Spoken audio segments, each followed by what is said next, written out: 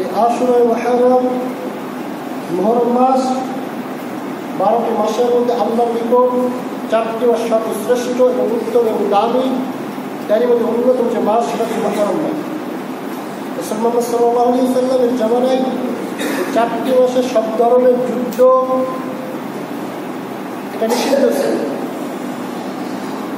অথচ ইসলামের ইতিহাস যদি আমরা পড়তে যাই, যদি দেখতে যাই, তাহলে দেখা যায় যতগুলো যুদ্ধ সংগঠিত হয়েছে তার বেশিরভাগ যুদ্ধ এই 4টি মাসেই বেশি সংগঠিত হয়েছে। তার মধ্যে যে একটি যে মুহররম, এটাকে অনেক মুসলমানেরা ভালোবাসে। হুসাইন রাদিয়াল্লাহু আনহু কারবালার প্রান্তরে শাহাদাত বরণ করেছিলেন। একে কেন্দ্র করে অনেক মুসলমানরা এই মাসটাকে বিশেষ করে বেশি মূল্যায়ন করে। আল্লাহ সাল্লাল্লাহু আলাইহি ওয়াসাল্লামের নবুয়ত এর মাধ্যমে তিনি শাসন কার্য পরিচালনা করেছিলেন এবং তার ইন্তিকালের পরে খুলাফায়ে রাশিদিন এবং মুহতাদিন রাসূলুল্লাহ সাল্লাল্লাহু আলাইহি ওয়াসাল্লাম বলতেছেন, যদি তোমরা সঠিক দিন যদি পেতে চাও, সঠিক ধর্ম যদি পেতে চাও, বিভিন্ন রকম দল থাকবে, বিভিন্ন রকম মত থাকবে, পথভ্রষ্ট দল, পথভ্রষ্ট মত, এগুলো হতে যদি তোমরা যদি বেঁচে থাকতে চাও, তাহলে তোমরা আমার সুন্নাত ও সুন্নতে খুলাফায়ে রাশিদিন মুহতাদিন এবং খুলাফায়ে রাশিদিন হিদায়াত প্রাপ্ত যে সমস্ত খলিফা রয়েছেন তাদের সুন্নাতকে শক্তভাবে যদি আঁকড়ে ধরতে পারো, তার নিয়ম নীতি আদর্শকে যদি শক্তভাবে যদি আঁকড়ে ধরতে পারো, তাহলে তোমরা কখনোই পথভ্রষ্ট হবে। খুলাফায়ে রাশিদিন এর মধ্যে অন্যতম যে খলিফা আবু বকর রাদিয়াল্লাহু আনহুমা, খুলাফায়ে রাশিদিনের মধ্যে দ্বিতীয় খলিফা হচ্ছেন উমর রাদিয়াল্লাহু আনহুমা, খুলাফায়ে রাশিদিন এর মধ্যে তৃতীয় খলিফা হচ্ছেন উসমান ইবনে আফফান রাদিয়াল্লাহু আনহুমা, খুলাফায়ে রাশিদিনের চতুর্থ খলিফা হচ্ছেন হযরত আলী রাদিয়াল্লাহু আনহুমা। আবু বকর রাদিয়াল্লাহু আনহু খিলাফতকালে সোনালী যুগ বলা হয়। প্রত্যেকটা 4 খলিফার যুগটাকে সোনালী যুগ বলা হয়। অথচ আবু বকর রাদিয়াল্লাহু আনহুর খিলাফতকালে মুসলমানের বিরুদ্ধে যুদ্ধ কখনোই করে নাই।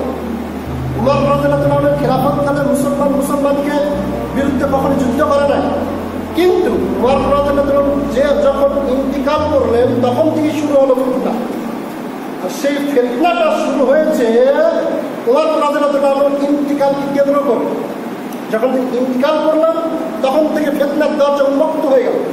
রাসূলুল্লাহ সাল্লাল্লাহু আলাইহি ওয়াসাল্লাম একটা হাদিসে বলেছেন যে উমর রাদিয়াল্লাহু আনহু হচ্ছে ফিতনার দরজা। উমরের মৃত্যুর পর থেকে ফিতনার দরজাটা একদম খুলে যায়। যে খুলাফায়ে রাশিদিন সাহাবায়ে কেরাম পায়ের সাথে পা মিলিয়ে যুদ্ধের ময়দানে উপস্থিত হয়ে বেঈমান কাফের মুশরিক বেঈমান এদের বিরুদ্ধে, ইহুদিদের বিরুদ্ধে, খ্রিস্টানদের বিরুদ্ধে যুদ্ধ করে তারা জয়লাভ করেছিল, কাঁধে কাঁধ লাগিয়ে যুদ্ধ করেছিল ইসলামের বিজয়ের জন্য, সালাত প্রতিষ্ঠার জন্য, যাকাত প্রতিষ্ঠার জন্য, ইসলামের ইবাদত বন্দেগী আহকাম বিধিবিধান প্রতিষ্ঠার জন্য যারা পায়ের সাথে পা লাগিয়ে যুদ্ধ করেছিল। উসমান রাদিয়াল্লাহু আনহু খিলাফতে প্রতিষ্ঠিত হলেন। 12 বছর তিনি 12 দিন কম 12 বছর তিনি খিলাফতে প্রতিষ্ঠিত ছিলেন। 6 বছর সেই পদ্ধতিতেই, ইসলামের পদ্ধতিতেই সমস্ত মুসলিম শান্তিপূর্ণভাবে তার প্রথম দিকের 6 বছর সুন্দরভাবে খিলাফত প্রতিষ্ঠিত হয়। পরের 6 বছর শুরু হয় এই যে ফিতনা। পরের 6 বছরে শুরু হয় যেই খলিফা একত্রে যুক্ত হয়ে, সেই খলিফার সাথে একত্র যুক্ত হয়ে রাসূলুল্লাহ সাল্লাল্লাহু আলাইহি ওয়াসাল্লামের সাথে যুদ্ধ করেছিলেন, অথচ ওই সমস্ত ব্যক্তিরাই পরিকল্পিতভাবে উসমান রাদিয়াল্লাহু আনহু হত্যা হয়েছে। কতটা কঠিন পর্যায়ে গেছে, কতটা মর্মান্তিক হতে পারে এই ঘটনাগুলো। উসমান রাদিয়াল্লাহু আনহু এর সাথে সরাসরি যারা যুদ্ধে সংযুক্ত ছিল আবু বকরের আমলে, উমরের আমলে, ওই সমস্ত ব্যক্তিরাই দেখতেছেন যে প্রাণের বন্ধুরা, কাছের বন্ধুরাই তারাই হয়তো হত্যার জন্য প্রস্তুত পরিকল্পিতভাবে আমাকে হত্যা করতেছেন। কতটা বেদনাদায়ক। উসমান রাদিয়াল্লাহু আনহু এর জন্য হতে পারে বৃদ্ধ অবস্থায়। গত জমায় বলা হয়েছিল কারবালার ইতিহাস যদি আপনি যদি জানতে চান আগে কারবালার পূর্বের ইতিহাস আপনাকে জানতে হবে। কেননা আলী রাদিয়াল্লাহু আনহুর হত্যা হয়েছিল এই উসমান রাদিয়াল্লাহু আনহুর হত্যাকে কেন্দ্র করে। হাসান হুসাইনের যত রকম হত্যা হয়েছে উসমান রাদিয়াল্লাহু আনহুর হত্যাকে কেন্দ্র করে পরবর্তীতে সব ধরনের যুদ্ধ মুসলমানদের শেষ হয়। অথচ ভাই যেখান থেকে আলোচনা শেষ করা হয়েছিল সেটা হচ্ছে মিশরের গভর্নরকে উসমান রাদিয়াল্লাহু আনহু আহ্বান করলেন তাকে ডাকার জন্য, শান্তি প্রতিষ্ঠা করার জন্য কী করা যায়। এরপর প্রত্যেকটা প্রদেশের প্রত্যেকটা জায়গার গভর্নরকে যখন তিনি ডাকলেন, সেখানকার মিশরের গভর্নর যিনি ছিলেন তিনি হচ্ছেন আব্দুল ইবনে সাদ রাদিয়াল্লাহু আনহুমা। তিনি যখন মদিনায় চলে আসলেন সঙ্গে সঙ্গে মিশর ত্যাগ করার সাথে সাথেই সেখানে কী করলেন, আবু হুযায়ফা তিনি জোর করে মিশরটা দখল করে নিয়েছেন। আবু হুযায়ফাকে উসমান রাদিয়াল্লাহু আনহু নিজে লালন পালন করেছিলেন, নিজের সন্তানের মতো লালন পালন করেছেন। তার একটাই রাগ ছিল যে আমি নিজের সন্তানের মতো লালন পালন হওয়ার পরে আমাকে কেন কোনো প্রদেশের কোনো জায়গার কেন গভর্নর হিসেবে নিযুক্ত করলো না। সুতরাং তিনি বিদ্রোহী উঠলেন। শুধু বিদ্রোহী নয়, মিশর থেকে 1000 সৈন্য নিয়ে বিদ্রোহী হয়ে মদিনায় হাজির হল। উসমান রাদিয়াল্লাহু আনহুকে হত্যা করা কতটা কঠিন। যাকে তিনি লালন পালন করলেন সন্তানের মতো, সে মিশর জোরপূর্বক দখল করে সেখান থেকে শুধু দখলই করে নাই, 1000 সৈন্য নিয়ে হাজির হলো। সেই উসমান রাদিয়াল্লাহু আনহু হয়তো খিলাফত চাবে, যদি খিলাফত যদি না প্রয়োজন হতো হত্যা হতো। কারা? মুসলমান। কারা? মুসলমান। শুধু তাই নয়, তারা 1000 সৈন্য নিয়ে হাজির হলো। তার উদ্দেশ্য ছিল উসমান রাদিয়াল্লাহু আনহুকে খিলাফত থেকে বের করে দেবেন অথবা তিনি খুন করে সরকারকে উৎখাত করবেন।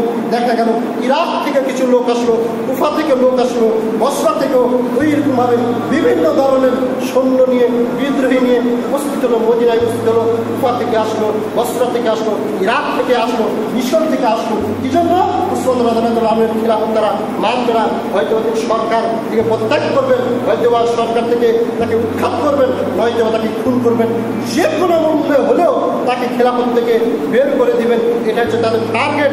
মিশর থেকে আসা যে বিদ্রোহী তারা এসে বললেন খলিফা উসমান রাদিয়াল্লাহু আনহু তাকে এসে তারা আবেদন জানালেন যে আমরা আপনাকে খেলাফত খলিফা হিসেবে মানি না, আমরা আপনাকে সরকার হিসেবে মানি না। সুতরাং মিশর থেকে আমরা যাকে প্রতিনিধি হিসেবে প্রেরণ করতেছে তিনি আলী রাদিয়াল্লাহু আনহু। এই জন্য তিনি হচ্ছেন যোগ্য, তিনি হচ্ছেন যোগ্য। মিশর থেকে যারা এসেছিলেন তারা খলিফা হিসেবে নিযুক্ত করলেন আলী রাদিয়াল্লাহু আনহু, তাকে খলিফা হওয়ার জন্য প্রস্তাব পাঠালেন উসমান রাদিয়াল্লাহু আনহুকে। কুফা থেকে যারা এসেছিলেন তারা জুবাইর রাদিয়াল্লাহু আনহুকে প্রস্তাব পাঠালেন যে জুবাইর রাদিয়াল্লাহু আনহুকে খলিফা হিসেবে নিযুক্ত করা যায়। এবং যারা বসরা থেকে এসেছিলেন তারা প্রস্তাব করলেন তালহা রাদিয়াল্লাহু আনহু। প্রত্যেকে তারা যাকে নেতা হিসেবে খলিফা হিসেবে মেনে নেবেন প্রস্তাব পাঠালেন, তালহা জুবাইর এরা প্রত্যেকে বললেন আমি উসমান রাদিয়াল্লাহু আনহুকেই খলিফা হিসেবে মেনে নেব। তারা যাকে নেতা বানাবেন সেই নেতা মানতেছেন কাকে? উসমান রাদিয়াল্লাহু আনহুকে। এবং আলী রাদিয়াল্লাহু আনহুকে যায় কুফা সহ যারা এসে বললেন আপনাকে খলিফা হিসেবে নিযুক্ত করবো, এরকম প্রস্তাব যখন পাঠালেন আলী রাদিয়াল্লাহু আনহু তাদেরকে বুঝিয়ে শুধু নিজের প্রদেশে ফেরত পাঠানোর প্রস্তাব পাঠানো চলে যাও, এখানে কি হবে না সেটা আমরা দেখে নেব। এইরকমভাবে বুঝে শুধু তাদেরকে ফেরত পাঠালেন, চলে যাও, ওদের থাকার দরকার নেই। বিদ্রোহীদেরকে ফেরত পাঠালেন। প্রতিমধ্যে ফিরে যাচ্ছেন এমন সময় এক পত্র নিয়ে আসতেছেন, যেই পত্রে উসমান রাদিয়াল্লাহু আনহুর সিল স্বাক্ষর ছিল এবং সেখানে লেখা ছিল যারা বিদ্রোহীরা এসেছে এই মদিনাতে তারা ফেরত যাওয়ার সময় তাকে যেখানে পাবে সেখানে তাদেরকে হত্যা করে তাদের নেতা হবে। এই পত্র যখন তাদের নিকট উপস্থাপন করা হল সঙ্গে সঙ্গে তারা ফেরত না গিয়ে পাল্টা মদিনায় আসলো। এই জন্য উসমান রাদিয়াল্লাহু আনহুকে হত্যা পত্র পাওয়ার জন্য। এই পত্রটা কে দিল? পত্রটা দিল না উসমান রাদিয়াল্লাহু আনহু এর নিকট যখন পত্র নিয়ে বলা আপনি পত্রটা প্রেরণ করছেন আমাদেরকে হত্যা করার জন্য, আমাদেরকে বুঝিয়ে বুঝানোর কারণে আমরা ফেরত যাচ্ছিলাম, উল্টা আবার আমাদেরকে হত্যা করার জন্য পাঠিয়েছো। উসমান রাদিয়াল্লাহু আনহু সরাসরি স্বীকার করলেন যে আমি এই পত্র লিখিনি, আমি এমন কাজ করতেই পারি না, আমি এই কাজ করিনি। কিন্তু তারা মেনে নিল না, তাদেরকে আর বোঝানো সম্ভব হলো না। এই পত্রটা প্রেরণ করেছিলেন আব্দুল্লাহ ইবনে সাবা, যিনি ছিলেন ইহুদি। উসমান রাদিয়াল্লাহু আনহু এর আমলে প্রকাশ্য এসে তিনি কালেমে শাহাদাতের মাধ্যমে ইসলাম ধর্ম গ্রহণ করেন। তার টার্গেট একটাই, তাদের ভিতরের ঐক্যটাকে নষ্ট করতে হবে। তৃতীয় পক্ষ, তাদের ভিতর, মুসলমানদের ভিতর যতক্ষণ না তাদের ভিতরের ঐক্য নষ্ট করতে না পারবো ততক্ষণ পর্যন্ত আমরা বিজয় লাভ করতে পারবো। কেননা দেখছি উমর রাদিয়াল্লাহু আনহু ইরান সমস্ত জয় লাভ করতেছে, রোমানদেরকে পরাজিত করতেছে, ইহুদি খ্রিস্টানদেরকে পরাজিত করে মুসলমানরা জয় ছিনিয়ে নিয়ে আসতেছে। কি জন্য? তাদের ভিতর ঐক্য ছিল, তাদের পক্ষ ছিল, তারা খলিফাকে মান্য করতো, খলিফা যাই সেদের মান্য করতো। সুতরাং তাদের ঐক্য যদি নষ্ট করতে যদি আমি যতদিন পারবো না ততদিন পর্যন্ত এদের উপর জয় লাভ করা আমাদের পক্ষে সম্ভব নয়। যার কারণে আমি তো ইহুদি অবস্থায় যে তাদের যে ঐক্য নষ্ট করতে চাই এটা আমার পক্ষে সম্ভব নয়। মুসলমানদের ভিতর থেকেই তাদের ঐক্য নষ্ট করতে হবে। যার কারণে উসমান রাদিয়াল্লাহু তাআলা আনহু এর শাসন আমলে তিনি প্রকাশ্য এসে কালিমা শাহাদাতের ঘোষণা দিয়ে এমন মুসলমান হলেন যে যতগুলো সাহাবায়ে কেরাম ব্যতীত যে সমস্ত ব্যক্তিরা আছেন তাদের ভিতর একজন পরেশগার যাকে মনে করা তো সেটা আব্দুল্লাহ ইবনে সাবা। যে পরিমাণ আমল করতো তার সাথে বেশি প্রচার হয়েছে।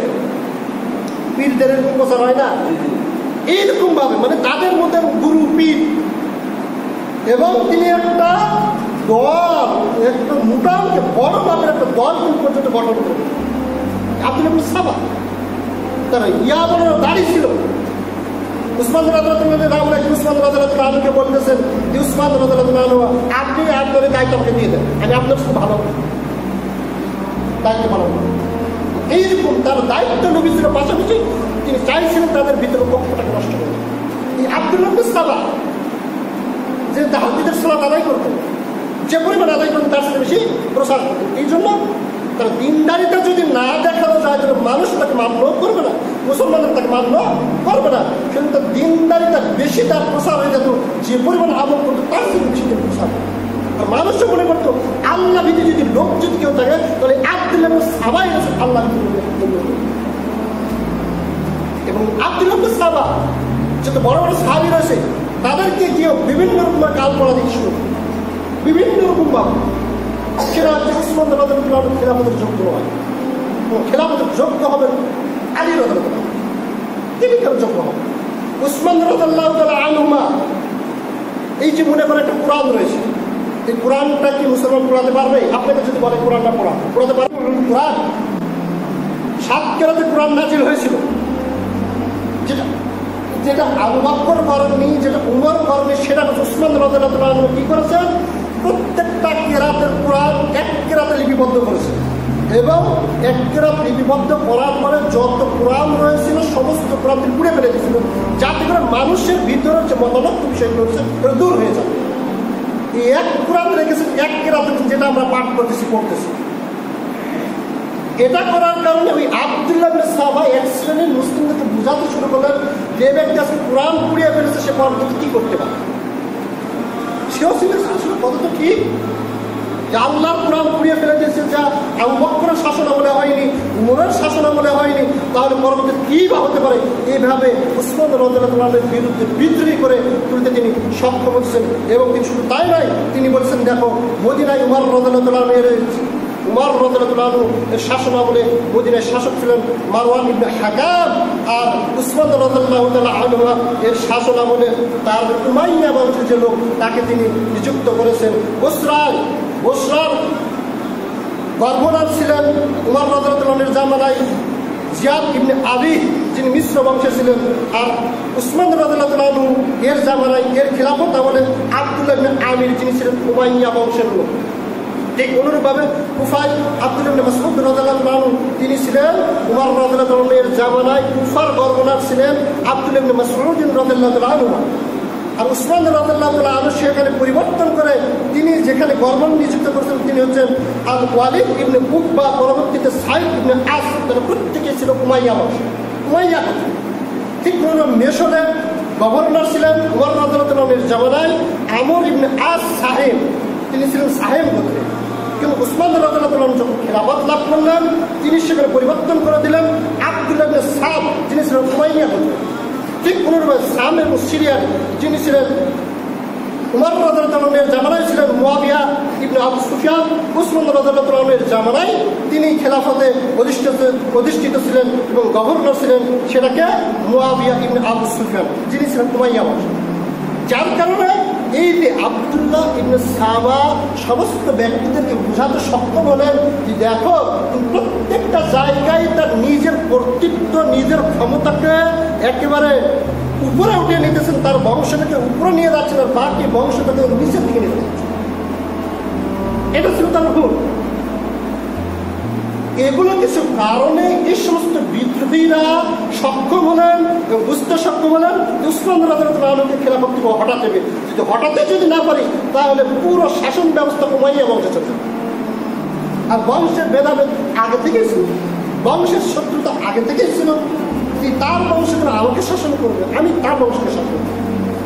যখন দেখতেছেন প্রত্যেকটা সেক্টরে উসমান রাদিয়াল্লাহু আনহুর গভর্নর নিযুক্ত হচ্ছেন, তখন এই আব্দুল্লাহ ইবনে সাবা বুঝাতে সক্ষম হলেন। এরকম বিভিন্ন কোরআনের আয়াতের অপব্যাখ্যা করে এই যে আব্দুল্লাহ ইবনে সাবা উসমান রাদিয়াল্লাহু আনহুর বিরুদ্ধে বিদ্রোহী হিসাবে অনেক লোকজনকে গড়ে তুললেন যে উসমান রাদিয়াল্লাহু আনহু একেবারে গৃহবন্দী হয়ে পড়ে গেলেন, ঘরের তো আটকা পড়ে গেলেন। এদিক থেকে মিশর থেকে লোক নিয়ে এসেছিলেন, রাখা যায় কুফা থেকে লোক এসেছিলেন, বসরা থেকে লোক এসেছিলেন, ইরাক ইরান এগুলো থেকে লোক এসেছিলেন। প্রত্যেকেই এসে উসমান রাদিয়াল্লাহু আনহুর বাড়ি একেবারে ঘিরে ফেলেছেন এবং তিনি গৃহবন্দী হয়ে পড়লেন। ঘরের চারপাশে বিদ্রোহীরা একেবারে ঘিরে ফেলে দিলেন।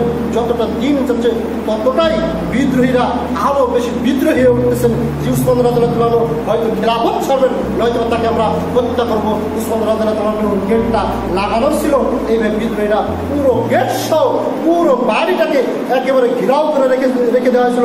আলী রাদিয়াল্লাহু আনহু দেখলেন বিষয়টা অনেক মারাত্মক, যার কারণে আলী রাদিয়াল্লাহু আনহু তিনি তার কলিজার টুকরা সন্তান হাসান হুসাইন সহ জুবাইর সহ আর কিছু সাহাবীদেরকে, যুবক সাহাবীদেরকে গেটের ভিতরে তাদেরকে সামনে রাখলেন, যাতে করে বিদ্রোহীরা যেন প্রবেশ করতে না পারে।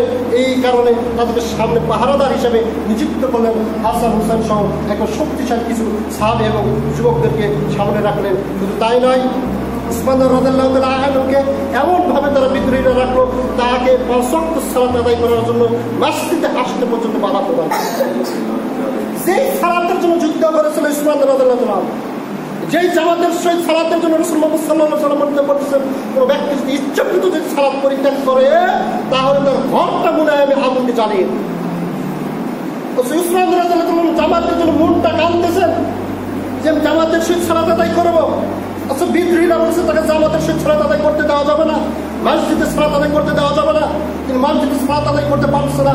বাসার ভিতরে তিনি ৫ ওয়াক্ত সালাত আদায় করছেন, নফল সালাত আদায় করছেন, সিয়াম পালন করছেন। উসমান রাদিয়াল্লাহু আনহু এইভাবে সিয়াম পালন করছেন। শুধু তাই নয়, উসমান রাদিয়াল্লাহু আনহু এর বাড়িতে যতটুকু খাবার ছিল তার বাড়িতে প্রায় ৭০০ জন লোক ছিল।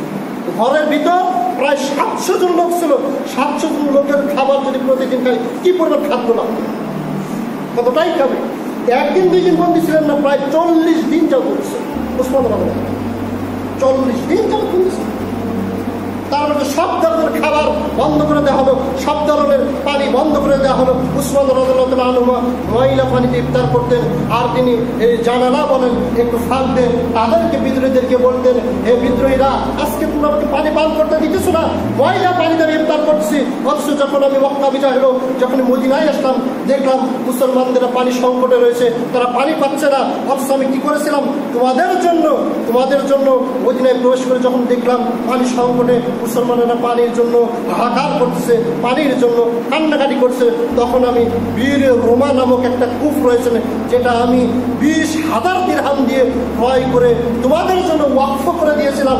অথচ সেখানকার পানি পর্যন্ত তোমরা আমাকে খাবার দিতেছো না, অথচ আমি এটা ক্রয় করে তোমাদের জন্য ওয়াকফ করে দিয়েছি।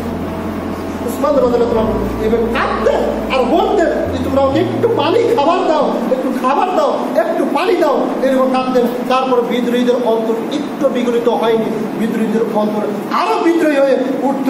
শুধু তাই নয়, রাসূল মুহাম্মদ সাল্লাল্লাহু আলাইহি ওয়াসাল্লাম যখন মদিনায় এই বীর রোমা নামক জায়গা থেকে যখন তিনি 20,000 দিরহামে এই কূপটাকে ক্রয় করে মুসলমানদের জন্য ওয়াকফ করে দিলেন, রাসূল মুহাম্মদ সাল্লাল্লাহু আলাইহি ওয়াসাল্লাম তাকে জান্নাতের সার্টিফিকেট দিয়েছেন।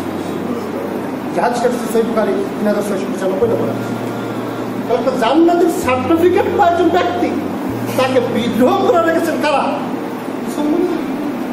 ইতিহাস কতটা মর্মান্তিক হতে পারে। অথচ তার দেওয়া পানি তারা ভক্ষণ করতেছে, তার দেওয়া পানি, তার টাকার বিনিময়ে পানি তারা ভক্ষণ করতে পারছে, অথচ তিনি ময়না পানি বিক্রি করছে। মর্মান্তিক কষ্টদায়ক বিষয় উসমান রাদিয়াল্লাহু আনহুর জীবনে পার হয়েছিলেন। উসমান রাদিয়াল্লাহু আনহুর মুনশিরা তার এই যে ঘরের ভিতরে যে সমস্ত গুণশালী তারা ছিল, তারা বললেন, হে উসমান রাদিয়াল্লাহু আনহু, হে খলিফাতুল মুসলিমিন, আপনি অর্ডার দেন, আপনি অনুমতি দেন, আমরা তাদের বিরুদ্ধে যুদ্ধ করি। উপায় নেই, কি করবো? আপনি একটু অর্ডার দেন, আমরা তাদের বিরুদ্ধে যুদ্ধ করবো। উসমান রাদিয়াল্লাহু আনহু তিনি তাদেরকে মানা করলেন, না, আমি যুদ্ধ করতে দিতেছি না। এই জন্য এক মুসলমান হয়ে আরেক মুসলমানের কিভাবে রক্তপাত করবে? উসমান রাদিয়াল্লাহু আনহু বলতেছেন, ওই সময় তাকে তিনি নিশ্চিত যে তার মৃত্যু অনিবার্য, এখান থেকে বের অসম্ভব নেই, বের হলে থেকে হত্যা করবে। এই পর্যায়েও তিনি বলতেছেন যে মুসলমান হয়ে অপর মুসলমানকে কিভাবে রক্তপাত করবে। 5টি কারণ উসমান রাদিয়াল্লাহু আনহু তাদের অনুমতি দেয়নি। তার 1 নম্বর কারণ, রাসূল মুহাম্মদ সাল্লাল্লাহু আলাইহি সাল্লামের কাছে ওয়াদাবদ্ধ ছিলেন যে যে কোনো পরিস্থিতি আসুক না কেন আমি শান্তি প্রিয়ভাবে সেটার সমাধান করব। এটা রাসূলের কাছে ওয়াদাবদ্ধ ছিলেন উসমান রাদিয়াল্লাহু আনহু, যার কারণে তিনি যুদ্ধ করতে নিষেধ করেছেন। এবং মুসলমানদের ভিতর তাকে কেন্দ্র করে প্রথম রক্তপাতকারী তিনি হতে চান না। ইতিপূর্বে কোনো যুদ্ধ সংঘটিত হয় নাই মুসলমানদের, যার কারণে তিনি প্রথম হতে চান নাই যে আমার কারণে এক মুসলমান আরেক মুসলমান ভাইকে হত্যা করবেন, আমাকে কেন্দ্র করে এটা তিনি হতে চান নাই। প্রথম রক্তপাতকারী হতে চান নাই উসমান ইবনে আফফান রাদিয়াল্লাহু আনহু। শুধু তাই নাই, এইরকমভাবে তিনি এবং বিদ্রোহী তার শত্রু, অন্য কারো নাই, তিনি মনে করতেন যে বিদ্রোহীরা আমার শত্রু। বিদ্রোহী কার শত্রু? উসমানের শত্রু। বাকি যে 700 লোক রয়েছে এদের তো শত্রু তারা নয়, যে আপনার আমার জন্য তারা কেন মারা যায়। উসমান রাদিয়াল্লাহু আনহু বিভিন্ন দিক চিন্তা করে তিনি বললেন যে না, আমি কোনো যুদ্ধের জন্য অনুমতি দিলাম না, কেন তারা খলিফাকে মান্য করতেন। খলিফা বলছে যুদ্ধ করা যাবে না, যার তারা যুদ্ধ করেন। কেউ যুদ্ধের জন্য পা বাড়ালেন না। তার কি করলেন? পাহারাদার হিসেবে আব্দুল্লাহ ইবনে জুবাইর এবং আলীর এই 2 পুত্র হাসান হুসাইন সহ অসংখ্য সাহাবায়ে কেরাম এবং শক্তিশালী যুবক গেট পাহারা দিতে লাগলো। বিদ্রোহীরা দেখতেছেন। এইদিকে এই কাজটা সংগঠিত হয়েছিল জিলহজ মাসে। কোন মাসে? জিলহজ মাসে একটা ইবাদত রয়েছে। কি ইবাদত? হজ। জিলহজের শেষের দিক হতে বড় বড় যে সমস্ত সাহাবায়ে কেরাম রয়েছে, বড় বড় যে সমস্ত ব্যক্তিরা রয়েছে, এবং ওগুলো মদিনা থেকে মক্কার দিকে রওনা দিয়েছিল হজ করার জন্য, এবং তার সেখানে উপস্থিত।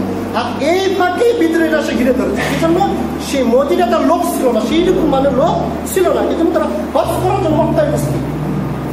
এখন দেখছেন জিলহজের 13-14 এরকম হয়ে যাচ্ছে, এবং তারা ওই মক্কা থেকে জানতে পারলেন যে কোনো মাধ্যমে উসমান রাদিয়াল্লাহু আনহু এর ঘরটাকে ঘিরাও করে রাখা হয়েছে, তাকে বাসা থেকে বের পর্যন্ত হতে দেওয়া হয়নি। যার কারণে সেখান থেকে হাজির সহ তারা প্রস্তুত হয়ে আসতেছেন যে আমরা তাদের সাথে যুদ্ধ করবো। উসমান রাদিয়াল্লাহু আনহুকে কি করবো? সেখান থেকে বের করবো।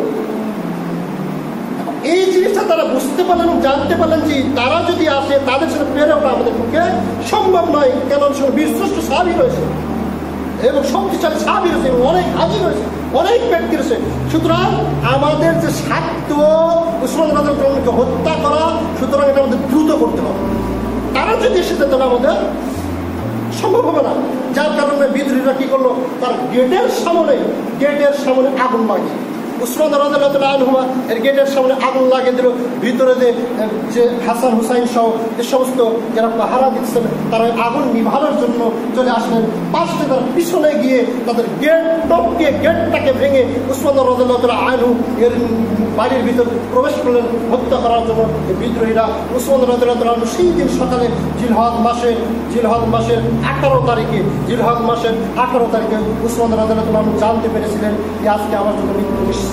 এই জন্য সকালবেলা উঠে তিনি সঙ্গী সাথীদেরকে বললেন, আজকে রাতে আমি স্বপ্ন দেখেছি মুহাম্মদ সাল্লাল্লাহু আলাইহি ওয়াসাল্লাম, তার পাশে আবু বকর রয়েছে, তার পাশে উমর রয়েছে। তিনি এসে বলতেছেন স্বপ্নের মাধ্যমে, হে উসমান, তুমি আসো, এসে আমাদের সাথে ইফতার করো।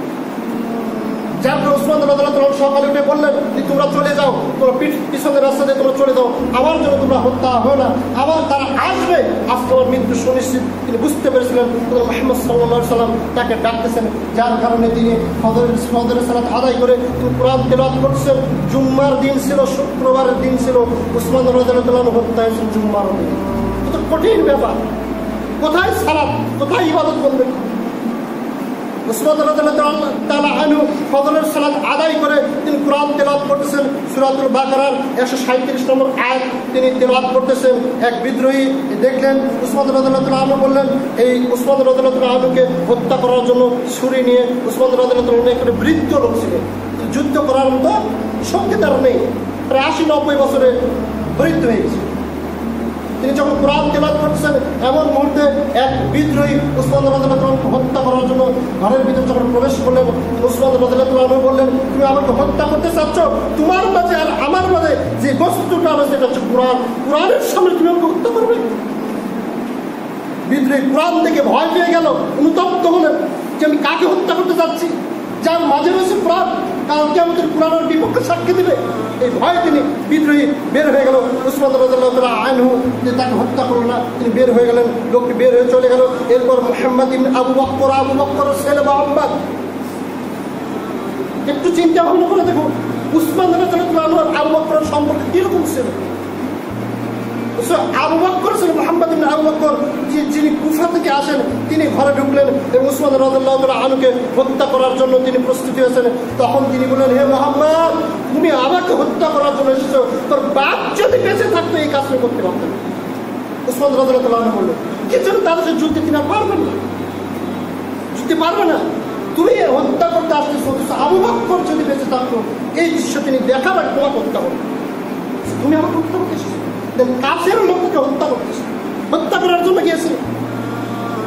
তিনি সঙ্গে সঙ্গে কাঁদতে কাঁদতে বের হয়ে চলে গেলেন। যখন তুমি বাপের কথা বললেন, কিন্তু বাপ থেকে তোমাকে হত্যা হতো, আজ তুমি আমাকে হত্যা করে চলে এসেছো। তিনিও হত্যা করতে পারলেন না, তিনি চলে গেলেন। এরপর কিন্তু আরেকজন ব্যক্তি আসলেন, তিনিও যখন হত্যা করতে চাইলেন, কিছু বলার কারণে তিনিও হত্যা করতে পারলেন না। তারপর মারওয়ান আর আসওয়াদ, উল্লেখ্য যে এই যে নামগুলো, উসমান রাদিয়াল্লাহু নামকে কে হত্যা করছেন নাম নিয়ে দ্বিমত রয়েছে, আর ইতিহাস ঘাটতে অনেক দ্বিমত পাওয়া যায়। সুতরাং এটাই যে সঠিক সেটা ঠিক না, কে তাকে হত্যা করেছে সঠিক তথ্য পাওয়া যায়। যার কারণে হত্যাকারী শনাক্ত না হওয়ার কারণে উসমান রাদিয়াল্লাহু আনহু হত্যা কে করেছিল এটা শনাক্ত না হওয়ার কারণে আলীর খেলাফতকালে বলা হয়েছিল যে উসমান রাদিয়াল্লাহু আনহু হত্যাটাকে বিচার, তারপর খেলাফত। তিনি না চিনার কারণে পরবর্তীতে আলীকে হত্যা করা হয়েছে, এটাকে কেন্দ্র করে। যার কারণে বলছি কারবালার ইতিহাস জানতে হলে এক উসমান হত্যার ইতিহাস জানতে হবে। তাই মারওয়ান আল আসওয়াদ ঘরে ঢুকে তাকে শ্বাসরুদ্ধ করে গলা টিপে ধরে মারতে চাইলেন। পরে সে তলোয়ার দিয়ে আঘাত করলেন। উসমান রাদিয়াল্লাহু আনহু নিজের হাত দিয়ে বাঁচতে চাইলেন, এভাবে হাত দিয়ে এইভাবে যখন বাঁচতে চাইলেন, একবার তলোয়ার দিয়ে আঘাতের মাধ্যমে পুরো হাতটাকে কেটে ফেলে দিলেন। এই পুরো হাতের যে রক্ত রয়েছে সেই রক্ত সূরাতুল বাকারার 137 নম্বর আয়াত আল্লাহ তাআলা বলছেন, অতএব যদি তারা ঈমান আনে, তোমরা যেই রকম তার প্রতি ঈমান এনেছো, তবে অবশ্যই তারা হেদায়েত প্রাপ্ত হবে। আর যদি তারা বিমুখ হয় তাহলে তারা রয়েছে কেবল বিরোধিতায়, তাই তাদের বিপক্ষে আল্লাহ যথেষ্ট হবেন। এই আয়াত পড়ে যে কোরআনটা রেখে দিয়েছিলেন, এই আয়াতের উপর তাদের রক্ত মাখা রক্তগুলো পড়ে পুরো কোরআনটাকে ভিজিয়ে গিয়েছিল তার এই রক্তের মাধ্যমে। তারপরে অনেকে বর্ণনা করে বলছেন উসমান রাদিয়াল্লাহু আনহুর কাল্লা যখন একেবারে কেটে ফেলে দেওয়া হয়, তখন ওই কাল্লার রক্ত দ্বারা পুরো কোরআন রঞ্জিত হয়েছিল। যেটাই হোক না কেন, এই আঘাত করলেন উসমান রাদিয়াল্লাহু আনহু, নিজের হাত দিয়ে বাঁচাতে চাইলেন এবং হাতটাকে কেটে ফেলে দেওয়া হলো। রক্ত কোরআনের উপর পড়তে লাগলো, যা তিনি তেলাওয়াত করেছিলেন। তার স্ত্রী ছিলেন নাইলা, তার স্বামীকে বাঁচানোর জন্য তিনি এগিয়ে গেলেন। স্ত্রী নাইলা তার স্বামীকে বাঁচানোর জন্য যখন তিনি এগিয়ে আসলেন, তাকেও তিনি আঘাত করলেন। যখন তিনি বাঁচাতে গেলেন, এক আঘাতে স্ত্রী নাইলার আঙ্গুলগুলো কেটে ফেলে দেওয়া হলো। আজও সংরক্ষিত রয়েছে তার আঙ্গুলগুলো। ওই যে রক্ত মাখা যে কোরআন আজও সংরক্ষিত রয়েছে উসমান রাদিয়াল্লাহু আনহুর আমলে, যেগুলো তাকে হত্যা করা হয়েছিল। স্ত্রী নাইলা আঘাত করে তার আঙ্গুলগুলো কেটে ফেলে দেওয়া দেওয়া হলো। এক দাস তিনি আসলেন ওসমান রাদিয়াল্লাহু আনহুকে বাঁচানোর জন্য, তাকেও হত্যা করা হলো। কিনানা ইবনে মিশর থেকে যিনি এসেছিলেন তিনি সরাসরি ছুরির আঘাত করেন। এরপর সাউদান আল হাবশি মিশর থেকে যিনি আসেন আঘাত করে তাকে ওসমান রাদিয়াল্লাহু আনহুকে শহীদ করে দেন 35 হিজরি 18 জিলহজ শুক্রবার আসর নামাজের পর 12 দিন অথবা 12 বছর খেলাফত প্রতিষ্ঠিত থেকে দায়িত্ব থেকে তিনি নিজের ঘরে কারারুদ্ধ অবস্থায় মুসলমান নামধারী কিছু মুনাফিকের হাতে তিনি শাহাদত বরণ করেন। বিদ্রোহীরা সমস্ত কিছু লোট করেন, তার বাড়িতে যা কিছু আছে সমস্ত কিছু লোট করতে চান এবং বাইতুল মাল যেটা নিয়ে তাকে অভিযোগ করা হয়েছিল এই সমস্ত কিছু বাইতুল মাল নিজের বাসাতে রাখেন। সেখানে গিয়ে দেখলেন বাইতুল মালে মাত্র 2টি খাবারের পাত্র ব্যতীত আর কিছুই পেলেন। তখন তারা আফসোস করেছিলেন এই বাইতুল মালের অভিযোগে তাকে আমরা হত্যা করতে আসলাম, আচ্ছা বাইতুল মালের 2টি খাবারের পাত্র ব্যতীত কিছু নেই। আমরা মনে করেন বাইতুল মাল সমস্ত কিছু ভক্ষণ করে তার আত্মীয় স্বজনকে নেই। তারা দিয়েছিলেন তারা 3 দিন ওসমান রাদিয়াল্লাহু আনহুর লাশ পড়েছিল বাসায়। নাইলা তখন কয়েকজন সমর্থনের সহায়তায় তার দাফন দেওয়ার চেষ্টা করেন। মাত্র 12 জন কাছের মানুষ পাওয়া গেল। গুদুরের সময় লাশ নিয়ে যাওয়া হলো। কোনো কফিন এবং খাটিয়া ওসমান রাদিয়াল্লাহু আনহুর জন্য পাওয়া যায় নাই। তাকে কোনো গোসলও দেওয়া হয় নাই, কারণ ইসলামের শরীয়ত অনুযায়ী শহীদের কোনো গোসল দেওয়া লাগে না। কাপড় পর্যন্ত ওসমান রাদিয়াল্লাহু আনহু পান নাই, তাকে পরানো হয় নাই। যেই কাপড়ে তিনি মারা যায় সেই কাপড়ে তাকে দাফন করা হয়। ওসমান রাদিয়াল্লাহু আনহু 12 বছর প্রায় খেলাফতে প্রতিষ্ঠিত ছিলেন। এই ওসমান রাদিয়াল্লাহু আনহুর শাহাদাতের পুরন কাহিনী। ওসমান রাদিয়াল্লাহু আনহুকে হত্যা করেছিল এক শ্রেণীর মুসলিম নামধারী কিছু মুনাফিক ব্যক্তি। মুনাফিকের ভেজালের ট্যাবলেটে যারা খেয়েছে এই সমস্ত খেয়ে মুসলমানেরা আব্দুল্লাহ ইবনে সাবার সাথে জড়িত হয়ে এই সমস্ত মুসলমানেরা তৃতীয় পক্ষ মুনাফিক আব্দুল্লাহ ইবনে সাবার কথায় তারা মুসলমানদের ঐক্যটাকে নষ্ট করে ওসমান রাদিয়াল্লাহু আনহুকে হত্যা করেছিল। আজকে যে মুসলমানেরা হত্যা হচ্ছে তার মূলে হচ্ছে মুসলমানদের ঐক্যটা নষ্ট হয়ে গেছে। এক মুসলমান অপর মুসলমানকে ভাই মনে করতে পারে না, সে মনে করে এক মুসলমান অপর মুসলমানের শত্রু। বিএনপির ভিতর তো কোনো মুসলমান নেই, কি জন্য? বিএনপির ভিতরে যদি মুসলমান যদি থাকতো এক বিএনপির নেতা আরেক বিএনপির নেতাকে কিভাবে হত্যা করতে পারে, কিভাবে হত্যা করতে পারে? ওই বিএনপি ভাই নয়, অবশ্যই তো ভাই। অথচ দুনিয়াবি কিছু ক্ষমতার লোভে দুনিয়াতে কিছু পাওয়ার জন্য এক মুসলমান অপর মুসলমানকে হত্যা করতেছে। এটা সেই উসমান রাদিয়াল্লাহু আনহুর জামানা দিয়ে চলে এসেছে। কিয়ামত পর্যন্ত এটা আমল থাকবে। আল্লাহ তাআলা বলেছেন আল-হাকুম তাকাসুর, এই যে মানুষ ভুলে গেছে কি হাত্তা যুরতুল মাকাবির, সম্মুখের মোহে মানুষ পড়ে গেছে কবরে না যাওয়া পর্যন্ত তারা শুধু দুনিয়ায় চাই। দুনিয়াতে কিভাবে সম্পদ করবে এই টার্গেটে রয়েছে, দুনিয়াতে কিভাবে ক্ষমতা পাবে এই টার্গেটে রয়েছে, বাপের সম্পদ কিভাবে ভক্ষণ করতে হবে এই টার্গেটে রয়েছে। প্রয়োজন মতো বাপকে পর্যন্ত হত্যা করতে পরোয়া করতেছে না, নিজের ভাইকে পর্যন্ত হত্যা করতে পরোয়া করতেছে না, নিজের বোনকে পর্যন্ত হত্যা করতে পরোয়া করতেছে না।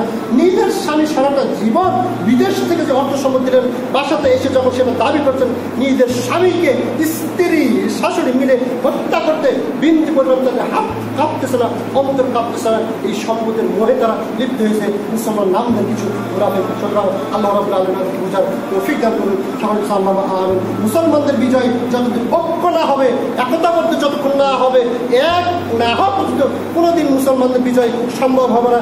যে ইসলামিক রাষ্ট্রে যাক না কেন, যদি এক না হয়ে যদি ইসলামিক রাষ্ট্র যদি কায়েম করে, যারা তাকে গদিতে বসিয়েছে তারাই তাকে হত্যা করবে, তারাই তাকে নামাবে। এটাই সমান। যদি তাদের এক না হয়েছে সে ইসলামী রাষ্ট্র কায়েম। আল্লাহ প্রত্যেক মুসলমানকে একবার তৌফিক দান করুন। আল্লাহ